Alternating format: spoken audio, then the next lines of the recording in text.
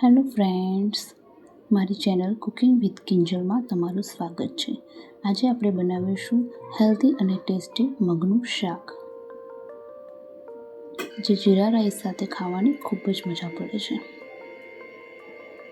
તો ચાલો રેસીપીની શરૂઆત કરીએ. ચેનલ પર નવા હોય તો મારી ચેનલને સબસ્ક્રાઈબ કરી લેશો.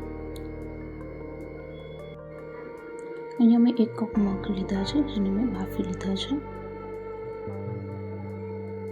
તમે જોઈ શકો છો મગ સરસ બફાઈ ગયા છે. હવે એક પેનમાં આપણે 2 ચમચી તેલ ઉમેરીશું. તેલ ગરમ થાય એટલે આપણે એમાં 1 નાનો ટુકડો તજ, 1 તમાલપત્ર અને 2 સૂકા લાલ મરચાં ઉમેરીશું. અડધી નાની ચમચી રાઈ,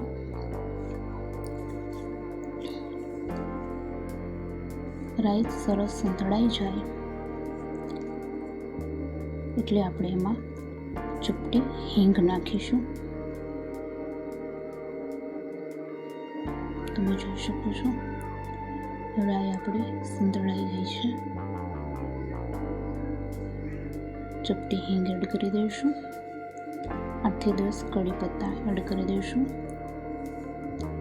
1 ચમચી આદુ લસણની પેસ્ટ 1 મિનિટ માટે સાંતળી લઈશું.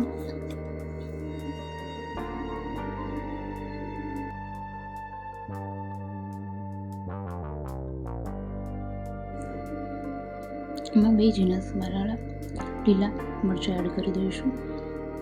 1 કાપેલી ડુંગળી એડ કરીશું.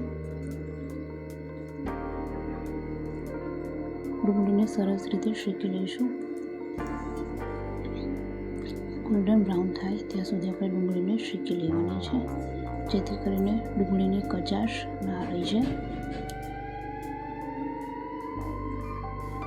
2 મિનિટ પછી આપણે 1 ઝીણું સમારેલું ટામેટું એડ કરી દઈશું. મિક્સ કરી લઈશું. હવે એમાં મસાલા ઉમેરીશું. સ્વાદ પ્રમાણે મીઠું. અગાઉ મેં મગ બાફતી વખતે મીઠું ઉમેર્યું હતું, એટલે હું એ પ્રમાણે નાખીશ.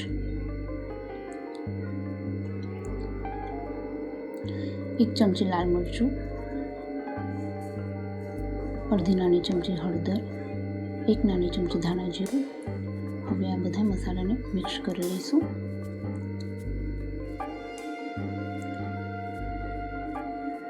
બધું એકરસ થાય ત્યાં સુધી ચડવા દઈશું.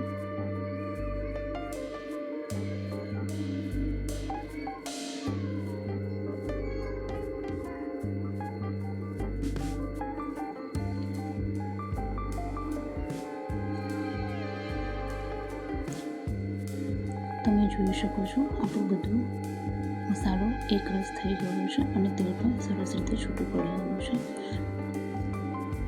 સરસ બધું છૂટી જાય એટલે બાફેલા મગ ઉમેરીશું. ત્યારબાદ જરૂર પ્રમાણે પાણી ઉમેરીશું. મેં અહીંયા 1 ગ્લાસ પાણી લીધું છે. તમે જે પ્રમાણે રસો જોઈતો હોય એ પ્રમાણે પાણી વધારે કે ઓછું કરી શકો છો.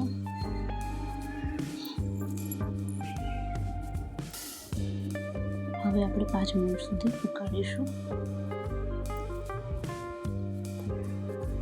તમે જોઈ શકો છો આપણું શાક સરસ રીતે ઉકળી ગયું છે.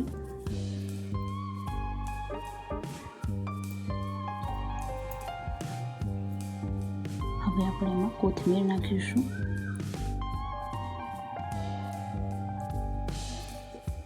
હવે ગરમા ગરમ જીરા રાઈસ સાથે સર્વ કરીશું. તો તૈયાર છે મસ્ત મજાનું ટેસ્ટી અને હેલ્ધી મગનું શાક.